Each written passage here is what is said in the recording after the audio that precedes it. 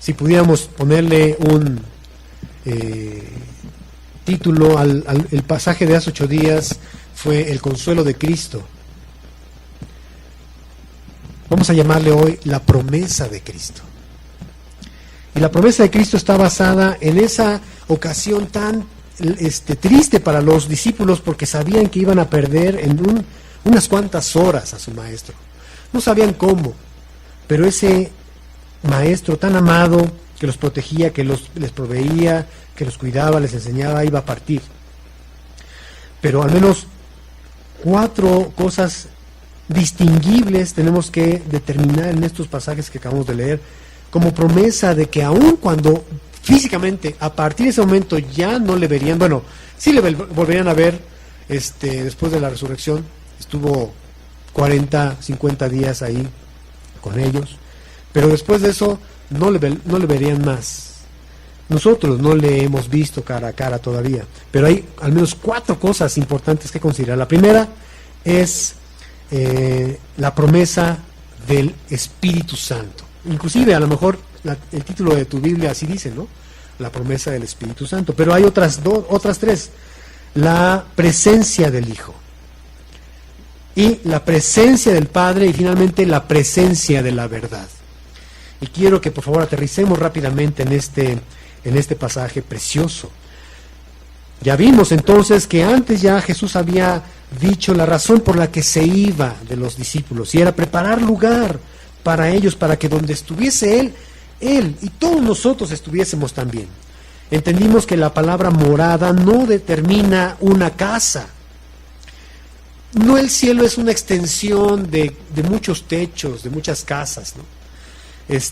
Pienso en Santorini, esa ciudad blanca en Grecia, no sé, a lo mejor Jorge ya pudo estar ahí, preciosa en la montaña, ¿no? Que ves puras casas blancas, la gente inclusive vestido de blanco. Por eso cuando Jorge se viste con su pantalón blanco y unas playeras rayadas, se me hace como, pues, de ahí, ¿no?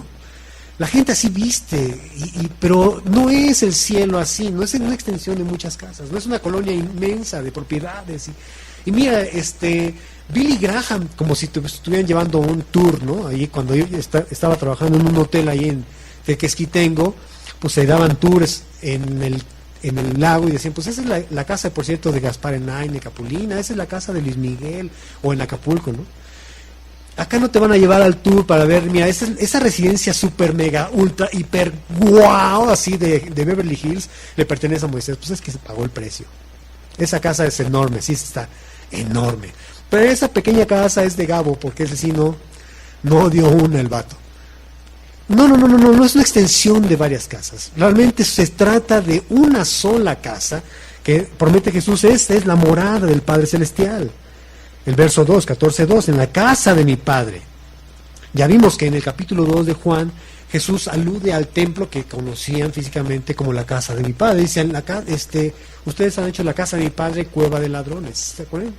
Bueno, porque solamente se trataba de hablar de la casa de Dios. Se trata de solamente hablar de la casa de Dios, pero esas moradas implican una residencia, una permanencia. Y en este pasaje vamos a encontrar al menos otra vez esa palabra, morar. Y ahorita vamos a encontrarla rápidamente. Muy bien. Promete una morada, promete regresar otra vez Jesús. Promete inclusive, si tiene necesidad, en el verso 13, pedir en su nombre. El verso 12 me encanta porque promete que haríamos mayores cosas que Él. Ya entendimos que es en la extensión de su reino, no meramente en manifestaciones de poder, de sanidades, que seguramente ya ha habido gente, los mismos discípulos. En el capítulo 5 del libro de los Hechos narra cómo la sombra de Pedro pasaba y la gente sacaba a sus enfermos para que al menos la sombra les sanase, en fin. Pero Jesús hablaba más de la extensión de su reino. ¿Ok? Todas esas cosas son promesas que Él hace cuando va a partir. Pero ahora vamos a ver esto interesante. En el verso 15 les da una instrucción que dice, si me aman, guarden mis mandamientos. No hay forma más elocuente del amor a Dios, de acuerdo a las palabras de Jesús, que guardar sus mandamientos. Tú podrías repartir tus bienes a los pobres, ser quemado, dice Pedro ahí en 1 Corintios 13, ¿no? Pero si tú no tienes amor, eres como metal que resuena o címbalo que retiñe, es decir, no tiene una razón de ser. Pero nosotros que hemos entendido el llamado que tenemos de parte de Dios, bueno, el amor que ahora expresamos, porque eso es algo interesante, ¿no? Por ejemplo, esta canción, que es una canción muy antigua, muy bonita, que dice así: en momentos así, ¿te acuerdas? Levanto mi voz. El coro dice: cuánto te amo, Dios. ¿Te acuerdas? Cuánto te amo, Dios. Bueno, el detalle es, ¿de verdad podemos decírselo a Él? ¿Cuánto te amo, Dios? ¿Cuánto te amo? Y eso comienza a raíz de guardar sus mandamientos. Entonces esa canción puede ser una realidad o puede ser solamente una canción. La neta, creo que mejor sería decir: cuánto me amas, Dios, ¿verdad? Cuánto me amas. O sea, eso es lo real, porque Cristo nos ha amado primero. Quien ha buscado al pecador es Cristo. Nosotros no. Nosotros respondemos. ¿Y cómo podemos responder? Dice Jesús: si me aman, guarden mis mandamientos. Está tan serio Jesús en esto que en Lucas capítulo 6, verso 46, Lucas 6, 46, y si tienes una pluma por ahí, ahorita regresando a Juan 14, 15, puedes poner una especie de referencia ahí junto a Juan 15, Lucas 6, 46, que dice: ¿por qué me llaman Señor, Señor, y no hacen lo que yo les digo? Por ejemplo, ese rato Jorge hablaba de la Gran Comisión. Saben que antes de la Gran Comisión, esa es la famosa Gran Comisión, ir y hacer discípulos a todas las naciones. Esa tarea está precedida por otra Gran Comisión. ¿Saben cuál es? Cuando Jesús se encuentra en Juan capítulo 14, por cierto, a la samaritana, y esta, después de haber conocido a Jesús, frenéticamente va a hablarle a la comunidad a la que ella pertenecía, a Sicar. Y estos la tenían como una mujer, pues, popular, ¿verdad? Y pues no la amaban, la juzgaban. Pero esta vez ella influye para que toda la comunidad de Sicar venga a ver a Jesús. Cuando van bajando de la colina, le dice Jesús a sus discípulos: ustedes dicen que faltan 4 meses para que llegue la siega. ¿Se acuerdan ustedes? Eso ya lo dice Mateo. Les digo que la siembra, la siega ya está lista. Pero en Mateo dice: rueguen al Señor de la mies que envíe obreros a su mies. Esa también es una gran comisión. Esa también es una tarea. Ahorita platicamos con Emma, preciosa, y se nos ocurre una locura. ¿Por qué no? Dice: pues ahora ya va a tener casa, la muy allá en ¿cómo se llama? En Mérida. Y pues ahora sí podemos abrir hasta una célula ahí de la tierra fértil. Hija, ¿te imaginas esa locura? De que Dios enviara de aquí a alguien, o se levantara alguien a Mérida para levantar una tierra fértil allá en Mérida, ahí en su casita. Pues ya está allá Ana Rosa, Paco y la güera, ¿no? Bueno, pues sería chidísimo, ¿no? Pero eso implica orar. Antes de ir a ser discípulos, pedir al Señor de la mies que envíe obreros a su mies, a cegar eso que nosotros no sembramos, por cierto. Entonces, regresando a Juan capítulo 14, verso 15, si me aman, guarden mis mandamientos. Entonces, pregunto yo, Gabriel, ¿he intercedido por el mundo? ¿He intercedido por mi presidente? ¿He intercedido por la comunidad? Entonces, si me amas, guarda mis mandamientos. He sido yo un discipulador, he discipulado a alguien, he llevado poco a poco a alguien a conocer a Cristo, ya que después de tanto tiempo de conocer, pues eso es una parte del mandamiento, ¿no? Entonces todo esto se suma a una no gran lista de cosas, porque cuando pensamos que guardar los mandamientos del Señor es como guardar la ley, ¿no? 613 decálogo o 613 mandamientos de la ley que había en el Antiguo Testamento, ¿cuándo te dabas abasto? Apenas guardabas uno y estabas transgrediendo el otro. Esto no se trata de eso. Dice Juan en su primera carta, primera de Juan capítulo 5, por favor. Primera de Juan capítulo 5, verso 2 al 3, por favor, capítulo 5, verso 2 al 3, y se los voy a ir leyendo para ahorrar tiempo. Dice el verso 2, en esto conocemos que amamos a los hijos de Dios cuando amamos a Dios, y guardamos, ¿qué? Sus mandamientos, pues este es el amor a Dios. Dice el verso 3, que guardemos sus mandamientos, y sus mandamientos, repite conmigo, no son gravosos, no son gravosos. ¡Ay! ¡Qué difícil tarea me acaba de poner el Señor! ¡Ay, qué complicado debe ser cuidar minuciosamente de que yo no peque! Eso no es guardar los mandamientos del Señor. Pero ¿qué tal perdonar a alguien? Pero ¿qué tal ayudar a quien necesita ayuda en el momento? Hay muchas formas. Y ahorita que hemos estado caminando por el libro de Juan, ese rato Jorge decía algo cierto. Un discípulo no inicia siendo discípulo conociendo la palabra de Dios desde el principio.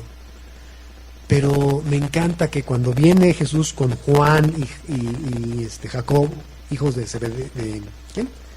Sí, de Zebedeo, les dice, vengan en pos de mí, ¿ah? Y les haré pescadores de hombre. No, primero les dice, vengan y les haré pescadores de hombre. No, vengan en pos de mí, búsquenme, ¿ok? Sean de mí, estén conmigo. Entonces, pregunto, ¿guardamos sus mandamientos? Como iglesia, ¿guardamos sus mandamientos? Hay muchos pasajes que aluden a esto. Porque si algo es serio, el Señor es, si me amas, guarda mis mandamientos. Me encanta el libro de Isaías, capítulo 1. Isaías, por favor, capítulo 1.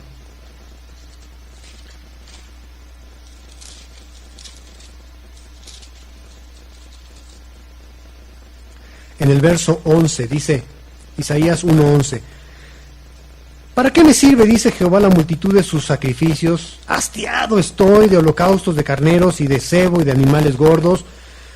No quiero sangre de bueyes, ni de ovejas, ni de machos cabríos. ¿Sabes que la palabra quiero es la palabra jafetz del hebreo, que significa deseo o placer?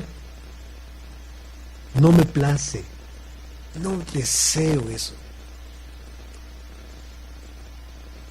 ¿Qué es lo que desea el Señor, más bien dicho? Dice el verso 16, ahí mismo, Isaías 1. Lávense, límpiense, quiten la iniquidad de sus obras delante de mis ojos. Dejen de hacer lo malo, pues. Aprendan a hacer el bien, busquen el juicio, restituyan al agraviado, hagan justicia al huérfano, amparen a la viuda. Vengan luego, dice Jehová, y estemos a cuenta. Si sus pecados fueren como la grana, como la nieve, serán emblanquecidos. Si fueren rojos como el carmesí, vendrán a ser como blanca lana. De modo que entonces obedecer al Señor, o amar más bien al Señor, es eso, hacer su voluntad. Wow, verso 16, regresando a Juan 14, dice, y yo rogaré al Padre, y esta naturaleza intercesora de Cristo, rogar, todo el tiempo, sabes que el Señor está rogando por nosotros. Rogaré al Padre y les dará otro consolador para que esté con ustedes para siempre. Y esa palabra otro es la palabra griega alo o alos, que es con doble L, alos, que habla de alguien a la misma altura de Jesús. No es que haya un sustituto, bueno, pues ¿qué creen? Que la tierra fértil va a cambiar de pastor. A lo mejor hasta es una profecía, ¿no? Y entonces resulta que ya viene alguien con a lo mejor mucho más talento, dones, etcétera, etcétera. O a lo mejor no tanto como yo, no lo sé. Pero esto es diferente. El Espíritu es igual. ¿Por qué decimos que el Espíritu representa perfectamente a Jesús? Porque ahí mismo en el versículo 26, nota que dice: mas el Consolador, el Espíritu Santo, a quien el Padre enviará en mi nombre, Él primero enseñará, ¿ok? Como Jesús enseñaba a sus discípulos, como Jesús nos enseña a través de su Espíritu mismo. Entonces, igual que Jesús, el Espíritu enseña. Pero también dice la Biblia que el Espíritu fortalece, dice Efesios capítulo 3, verso 16. Efesios 3, 16. Rápidamente, dice así: para que les dé, conforme a las riquezas de su gloria, el ser ¿qué? Fortalecidos con poder en el hombre interior. ¿Por quién? Por su Espíritu. De modo que entonces esa fuerza que viene a ti es espiritual para poder mantenerte ecuánime ante un mundo plagado de maldad y cada vez más y más creciente. Es el Espíritu el que te fortalece. Tú no lo has visto en el Antiguo Testamento, cómo venía y transformaba al individuo que poseía el Espíritu Santo. Por ejemplo, Gedeón, en el capítulo 6 del libro de los Jueces. Gedeón era, pues yo lo veo, y no es que fuese un hombre cobarde y pusilánime. De hecho, yo diría, era el hombre más valiente de todos los hombres, porque era el único que salió a trigar ahí escondido en el lagar por temor a los madianitas. Los demás estaban encerrados en las cuevas. Y el Señor, el ángel de Jehová le llama varón esforzado y valiente, por esa razón. Pero sí vemos una constante de Gedeón dudando: Señor, ¿será que sí eres tú el que me está llamando? Señor, discúlpame, si puedes mojar el vellón y la era que quede seca, y después al revés. Y Señor, y todavía el Señor le dice: si tienes una duda, ve al campamento de los madianitas y vas a escuchar tu nombre como si fuese alguien popular ahí, ni siquiera lo habían visto. Bueno, el Espíritu vino y transformó ese corazón pusilánime. El Espíritu vino y transformó a ese corazón dudoso, miedoso, en un hombre valiente, en un yo diría representante del pueblo. Pero otro caso interesante es el de Samsón, el Hércules de los judíos. Samsón. Posiblemente Samsón era igual que Jorge. A ver, por favor, Jorge, ven. Por más que ya se la creyeron, a lo mejor Samsón era así. Pero quiero que por favor imaginen a Jorge levantando ese portón solito, quitándolo ahí solito el rojo y cargándolo sobre él. Y aventándolo. Quiero que imaginen a Jorge despedazando con sus manos a un león como si fuera un corderito. Podría haber sido así, te lo prometo. Pero Cantinflas Show lo pintó así, ¿no? Como musculoso en la serie, ¿te acuerdas? Bueno, los chicos no saben de lo que hablo, pero a lo mejor los que son de mi calaña sí, ¿verdad? Había una caricaturita de una cápsula de Cantinflas Show y un capítulo hablan de Samsón. Y Samsón pues era, haz de cuenta, Lu Ferriño, ¿no? Pelo, no sé, nada que ver. Dice la Biblia que era el Espíritu que venía sobre Samsón y le daba la fortaleza para hacer esas cosas. De modo que entonces el Espíritu es el que habita en nuestros corazones, y dice Efesios 3:16, nos fortalece. También el Espíritu es igual que Jesús. Entendimos porque nos enseña, nos fortalece, pero también porque Él intercede por nosotros. Romanos 8:16. Romanos 8:16. Acompáñame, por favor. Note, la idea de la pantalla ayuda, pero también la Biblia te hace, ser más hábil para buscar, y aparte de todo, evita que te duermas. Romanos 8:16. No lo encuentro. Aquí está. Perdón, es 26, disculpen ustedes. Es 26. Creo que sí mejor la pantalla. Dice, y de igual manera el Espíritu nos ayuda en nuestra debilidad. La palabra es incapacidad. Pues, ¿qué hemos de pedir como conviene? No lo sabemos, pero el Espíritu mismo intercede por nosotros con gemidos indecibles, de modo que entonces el Espíritu es como Jesús, enseña, fortalece e intercede por nosotros. Ahora Jesús le llama consolador. ¿Sabes que la palabra consolador es la palabra paracleto? Esa palabra interesante, paracletos, es alguien llamado a estar a nuestro lado para ser un consejero, para ser un guía, para ser también un protector, pero sobre todo, ¿sabes para qué es? Para ser como un abogado defensor. De hecho, la palabra es un término legal que se usa para describir a alguien que está representándote en un caso judicial. Hace 8 días, recordaron ustedes, que es exactamente la misma palabra que encontramos en 2 Corintios 1. Para que ustedes entiendan, junto conmigo, entendamos cómo Dios, no creemos en 3 dioses, creemos en un solo Dios con 3 personalidades distintas, pero Dios es tu consolador. Aparece ahora hablando Pablo del Señor, de Dios Padre como consolador. Dice el verso 3, 2 Corintios 1:3, dice, bendito sea el Dios y Padre de nuestro Señor Jesucristo, Padre de misericordias y Dios de ¿qué? De toda consolación. Ahora quiero decirte que la misma palabra sucede en esta parte. La palabra consolación es la palabra paraclesis, que es el sustantivo de paracleto. Igual es una palabra que te lleva a sentir el respaldo de alguien que te está asesorando. Y otra palabra más. Acompáñame ahí a 1 de Juan, capítulo 2, por favor. 1 de Juan, capítulo 2, verso 1. Y lo mismo sucede aquí. Pero ahora ya no habla del Espíritu Santo, ni del Padre. Ahora habla del Hijo. 1 de Juan, capítulo 2, verso 1. Hijitos míos, estas cosas les escribo para que no pequen. Y si alguno hubiera pecado, ¿qué dice aquí? Abogado tenemos para con el Padre, a Jesucristo el justo. ¿Qué crees? Subraya la palabra abogado. Es la misma palabra, paracletos. Entonces esta es la promesa de Cristo. Ya no le vamos a ver, pero Él decide que a través de el Consolador, el Espíritu, estaría con nosotros.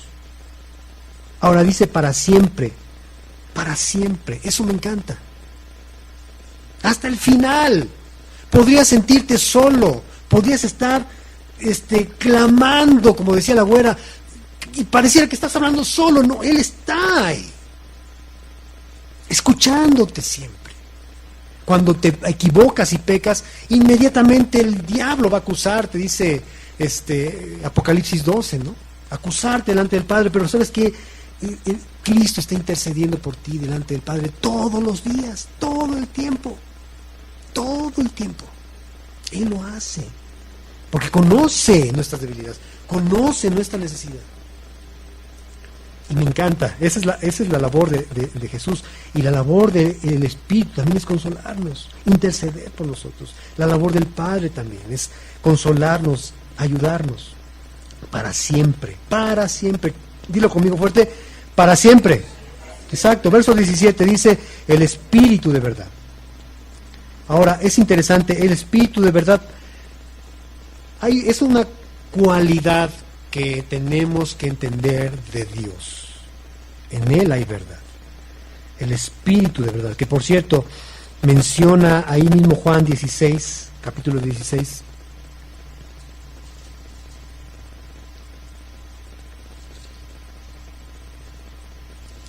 Verso 13.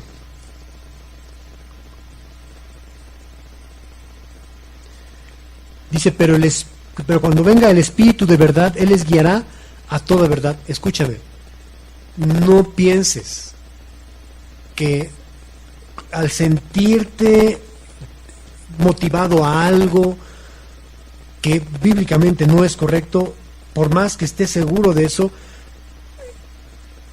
pregúntale a Dios, oye, ¿esto es tuyo? Dice el mismo Juan en su primera carta, en el capítulo 4, verso 1, por favor, no crean a todos los espíritus, porque no todos los espíritus son de Dios.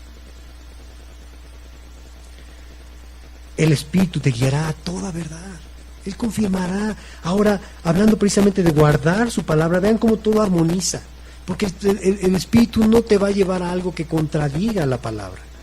Por ejemplo, ahí mismo donde leímos en Romanos 8, que dice que el Espíritu nos ayuda en toda nuestra debilidad, dice, porque, verso 26, pues ¿qué hemos de pedir como conviene? No sabemos, pero el Espíritu mismo intercede por nosotros con gemidos indecibles.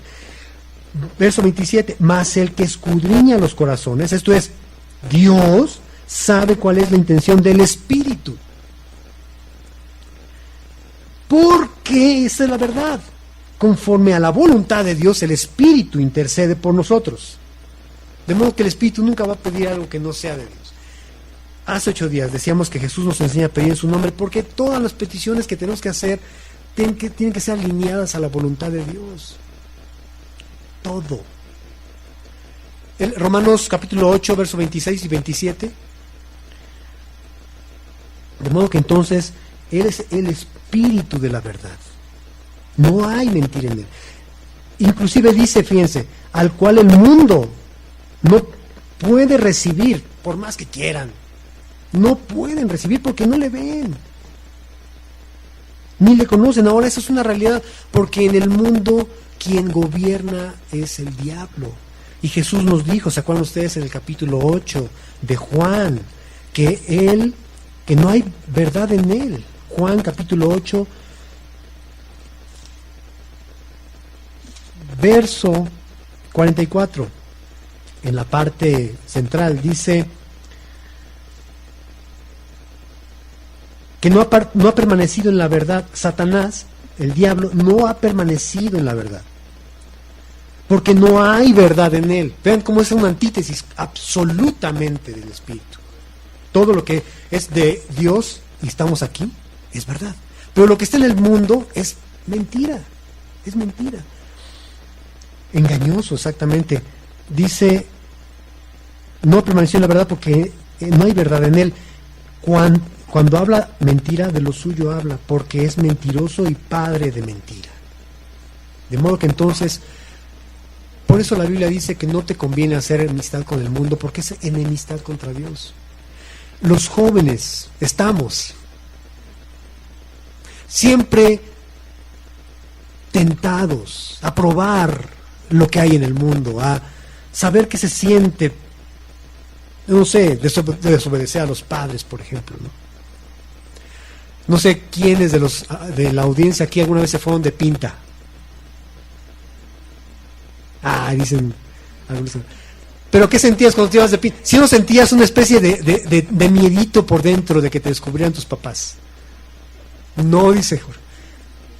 Yo sí sentí alguna vez así como una especie de zozobrita, que no me vayan a ver. O sea, esa constante de sentirte atraído a hacer lo que no es correcto, vaya. O la primera vez que alguien... Sí, a cualquier edad. De hecho, a cualquier edad. Somos tentados. Siempre somos tentados. Entonces, hacer amistad con el mundo no nos conviene, porque en el mundo no hay más que mentira. Si tú crees, y esto es algo comprobado,